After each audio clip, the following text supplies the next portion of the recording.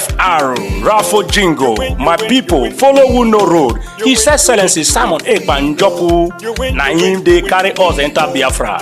He dey play the show, no be lie. The good guy, Prime Minister of Biafra Republic Government, in exile, when dey for Obodo Yibo, Finland, with him government, na him they do the wonder. Say make you join, follow up, he go sweet you for body. Freedom today, better for you and your pikin dem. I dey tell you, he can still bring ogbonge raffle draw with big money when you go win. I dey tell you, no be lie. Starting from on the 29th of November, go reach December 3rd. Now this thing dey happen 2024. And make I shock you, the money, it makes sense well. $20 and total winning prize $10,000. A first prize $5,000, third prize $2,000. BFR, no sit down, no sit down. Look, na dog name. They want from here gather money to build Biafra, where you they cry for sins. You go also win too. No play. One thing people don't know is that we, this current generation fighting for Biafra liberation, we understood something that many people don't understand in the past. We understand that power, every power is given by God. So why do you discriminate other power, whether evil or good? I want you to understand that this particular freedom we are fighting, if we do not push Nigeria out of our land, we will never have peace. No. Welcome, fellow Biafrans, lovers of freedom across the world. I welcome you to this amazing program. Thank you so much for joining us wherever you are joining. I appreciate you and I thank you for being part of this program. Like and share to all platforms, share to family and friends. Remember, this is Biafra Exodus Hard Talk TV, a platform where we bring information that has to do with the restoration of independent state of Biafra. A platform where we bring information that will educate Biafrans about the situation of the Zoological Republic. A platform where we bring updates coming from the Prime Minister, Mazi Simon Ekpa.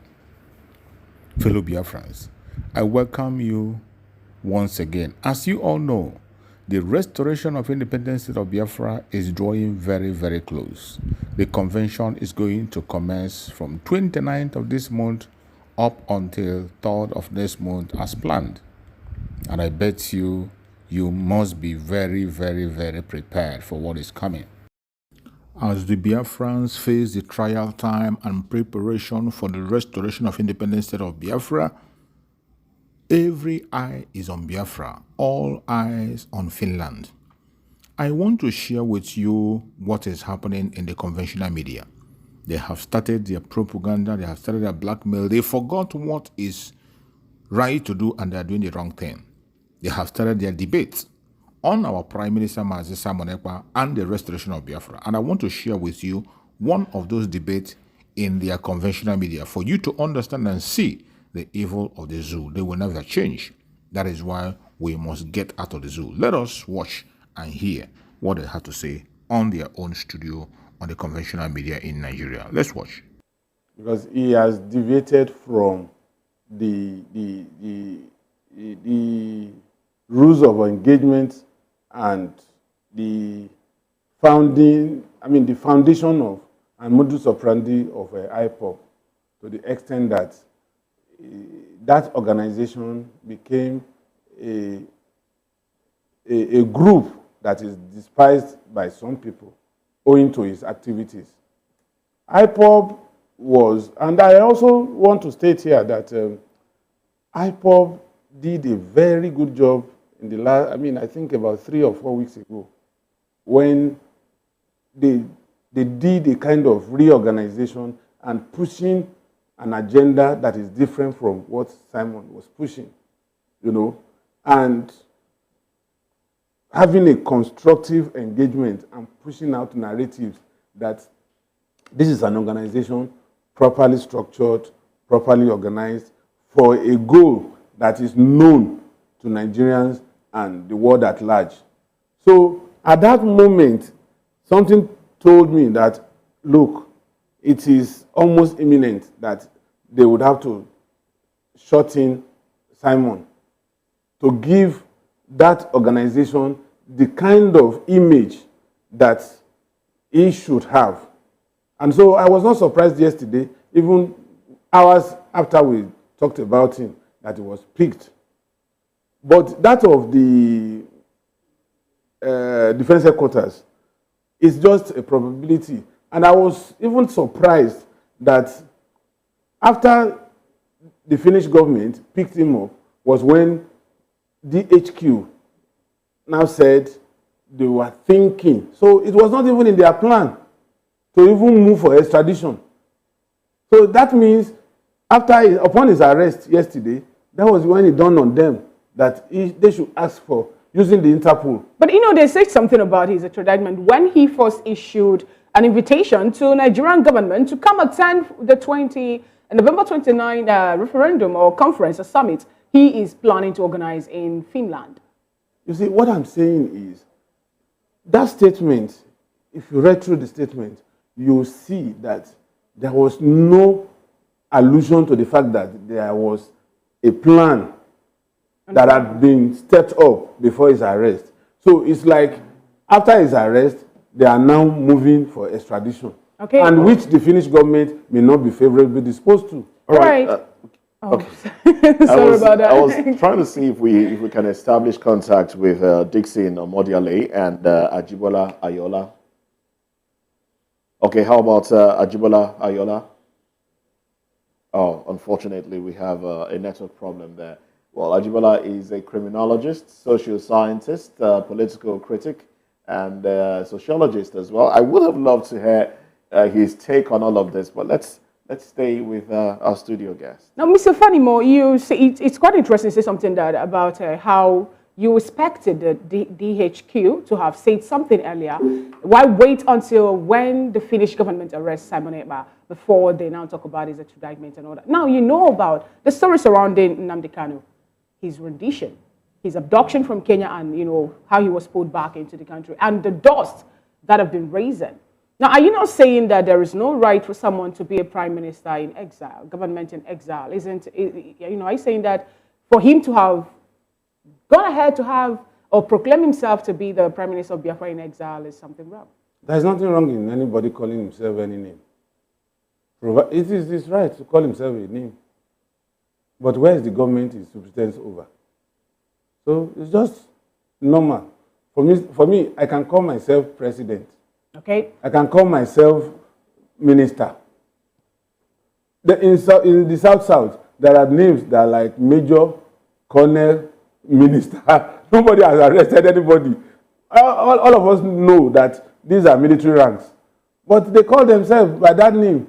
All right. We have Lakarua, Boko Haram, and so many other terrorist groups in Nigeria, even the ones that the Joint Task Force some time ago pushed back because Nigerian intelligence or military are not doing what they're supposed to do, even when we were the giant of Africa.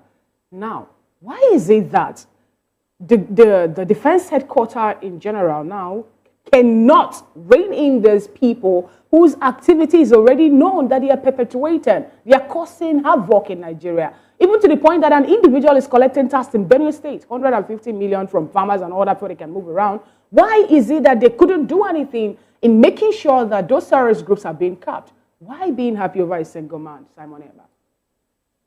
He's arresting Finnish, he's making Nigeria to be happy. Are you talking about Simon Ekpa as an individual, or you're talking about IPOB? I'm talking about Simon Ekpa as an individual. Good. Simon Ekpa as an individual had made some statements that are insidious. The same statement that some other individuals in Nigeria have made, and they are moving freely. Same statement. I'm talking about the likes of Sunday Igboho made some statements also in Nigeria. So was it not raining? And it was raining. Come on, raining. He had to run away for his life. You see, let me tell you, even though Odua People's Congress, when Obasanjo was there as head of state, he dubbed them a terrorist organization.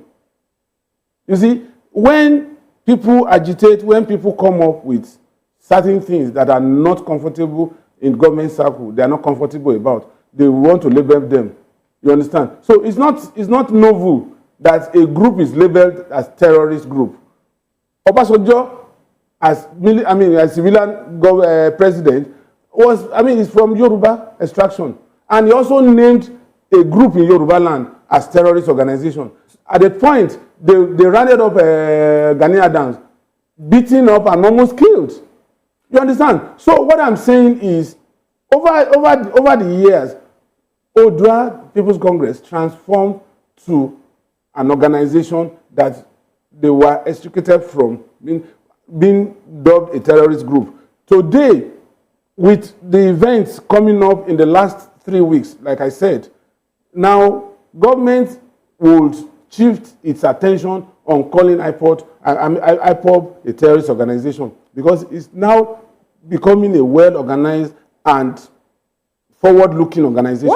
What made them terrorist organization earlier? Because like we know that they weren't a terrorist organization. They were being established, and you know that a court also in Enugu State asked the federal government to pay a certain amount of money for proscribing indigenous people of Biafra.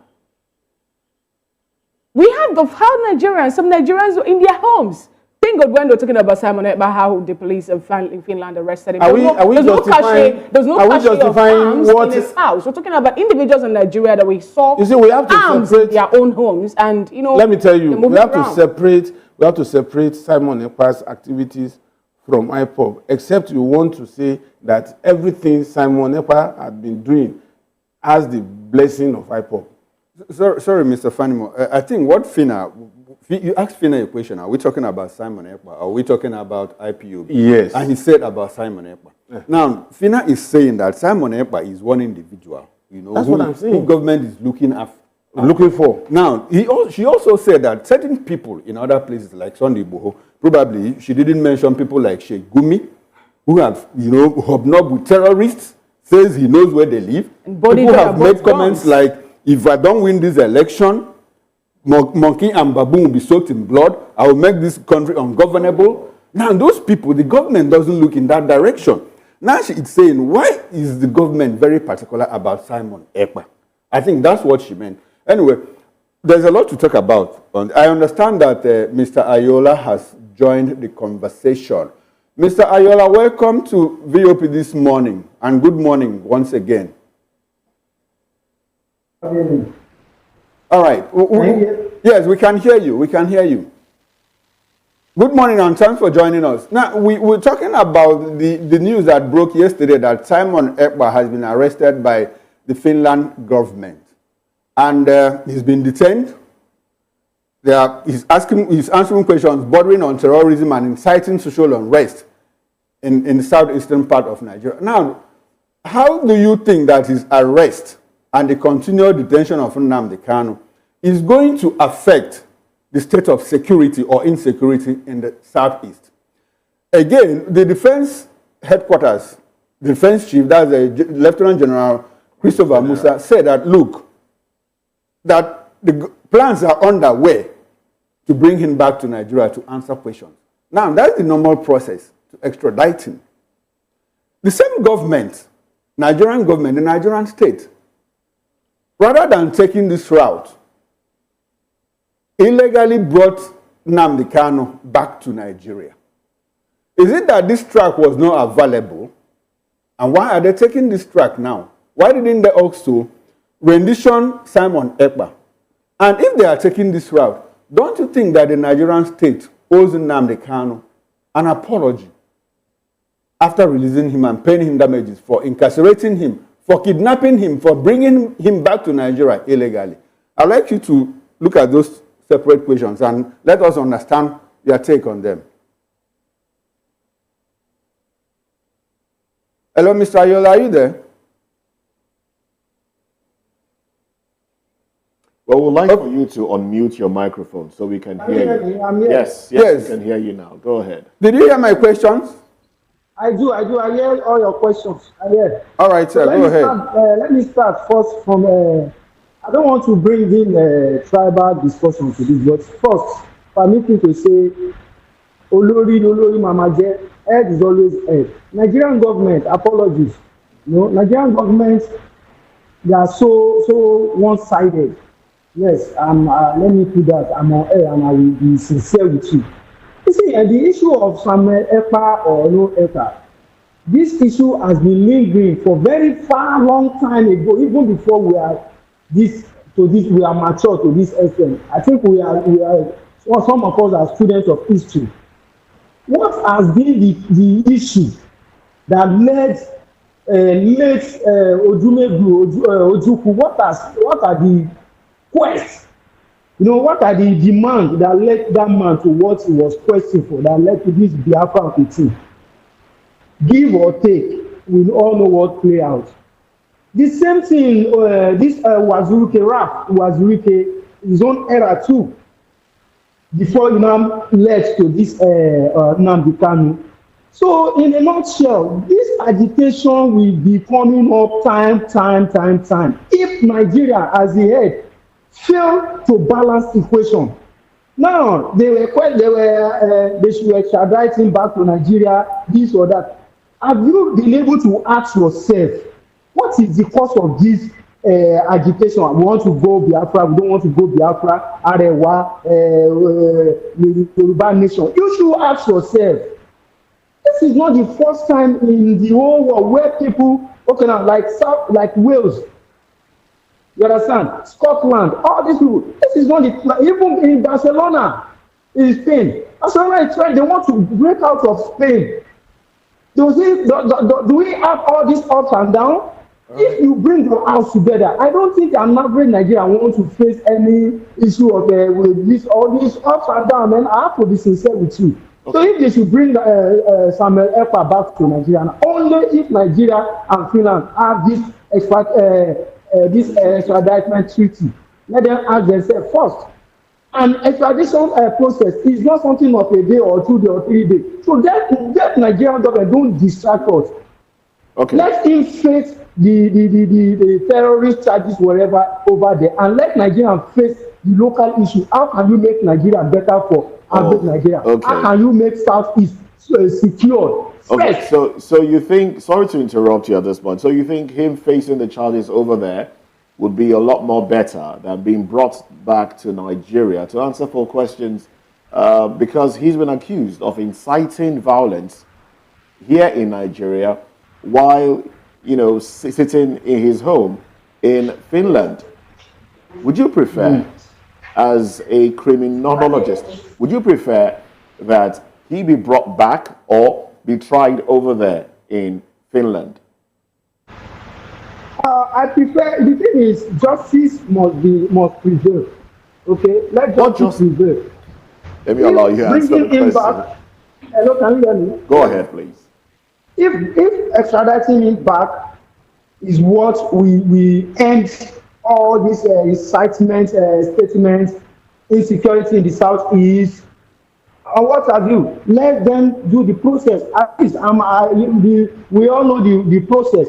Let the Nigerian embassy in Finland, ambassador in Finland, let them inform the Ministry of Foreign Affairs, and let the Foreign Affairs inform the President or the National Security Advisor. So let them go.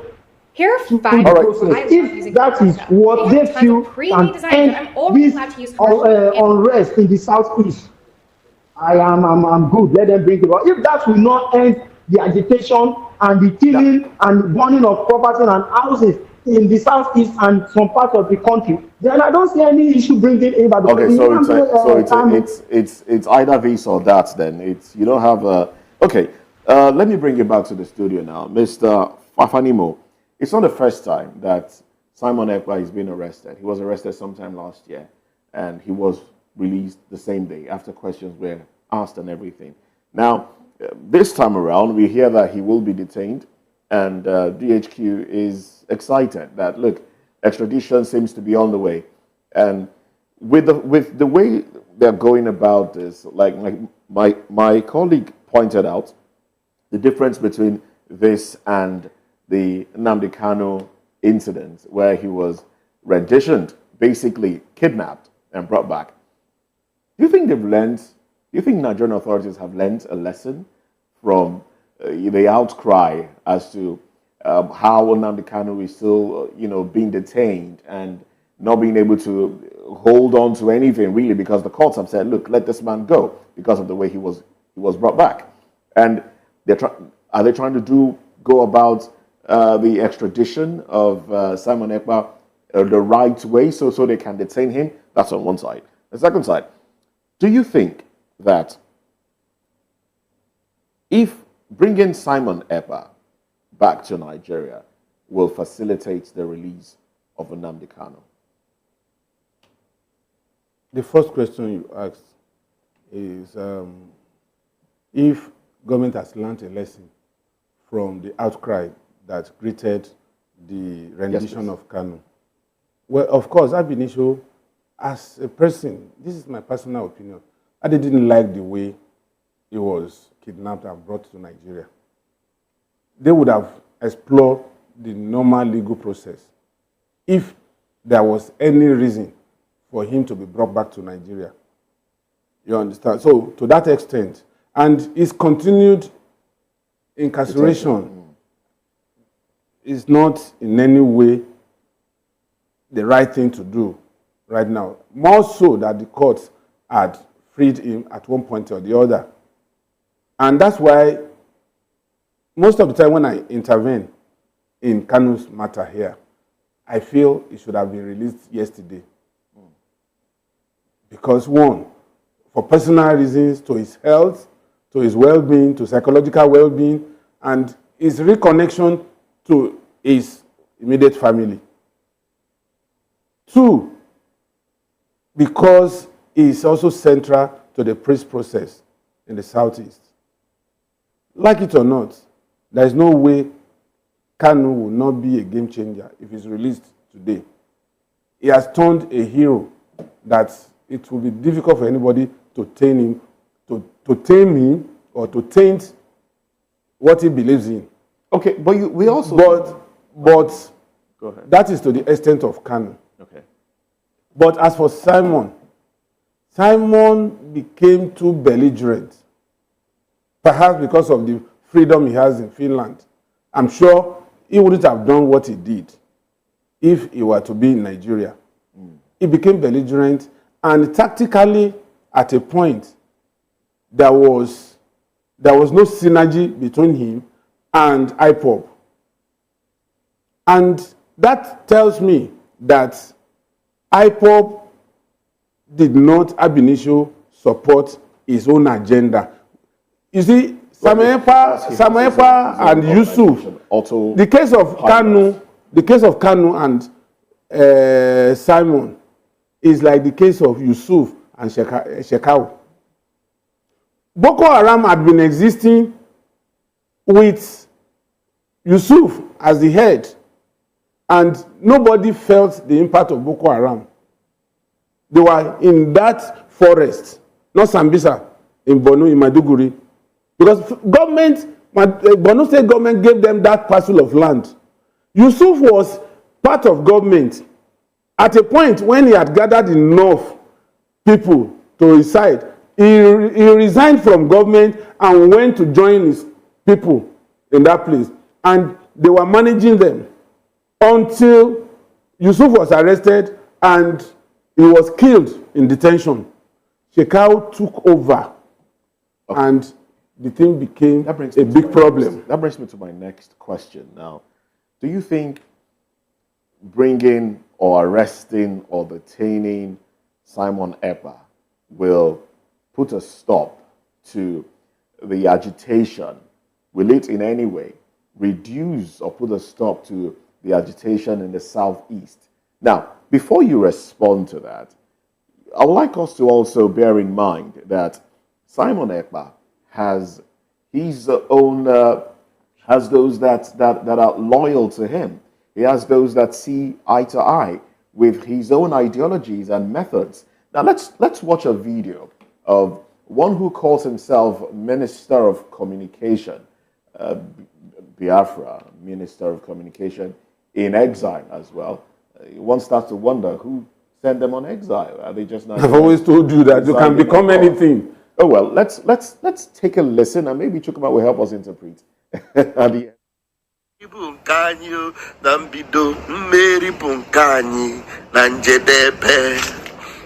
Greetings, lovers of freedom.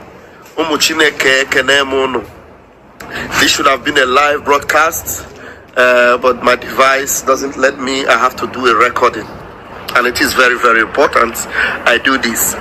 Raphael Chiamaka Jere, Pastor Vam Vam Vam is my name.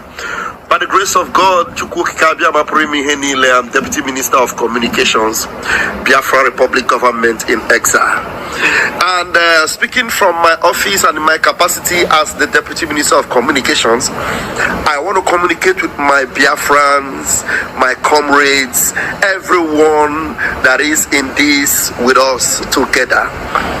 For a few days now, we have not heard from our Prime Minister, and we have brought you reports from him that he is fine.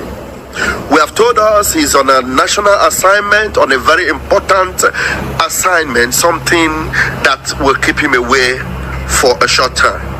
And there are speculations here and there are insinuations here and there are innuendos here and there.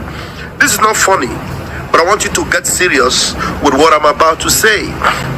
Now, our people said that Ada Sombabu Ejogo, which is to say, soldiers that are enlisted to fight, they are not scared to die while they engage in the battle. And so we as Biafrans, we are not scared to fight. Number one thing you must know that we are not scared of is that we are not scared of arrest. We are not scared of name calling. We are not scared of attacks, because those are things that would come normally. Arrest, it can come normally. Attacks, hey, it should just be our daily bread. Yes. And then some people say there are speculations going out there. Our Prime Minister have been arrested on terrorism charges. Hey, where do I keep this phone so that I'll be able to clap? I'm using my hand to hold the phone. I would have clapped onto that if my Prime Minister was actually arrested for terrorism charges. Why should I clap? What do you think our Prime Minister is looking for, or Mazin Namdekan himself has been looking for, each time they dare everyone that is coming after them and say, we want to go to that Hague. Let us go to ICC and iron these things out. Let's go to the Hague together. Let's go there. Bring it on. Let's go. So if you are charging me or arresting me for terrorism case, it means that you are ready to hear me out. So if it is indeed true, as the speculations have it, from some of you that do not want to take our word for it, that our Prime Minister is arrested on terrorism charges, then that is what we are looking for, because it means that it is time for the world to hear our voice. Now, Mazi Simon Ekpa that you know, Mazi Namdekan that you know, do they look like people that are scared of being arrested on terrorism charges? No. Now, the way I am speaking now, I'm talking to you. Do you see me, Pastor Van as somebody that is afraid of being arrested on terrorism? All right, so this is, it's quite lengthier, but this is how much we can take from... After listening to this man, this is the opinion of the people in the streets. Do you still have a doubt if Biafran government is in control of the entire Biafran territory?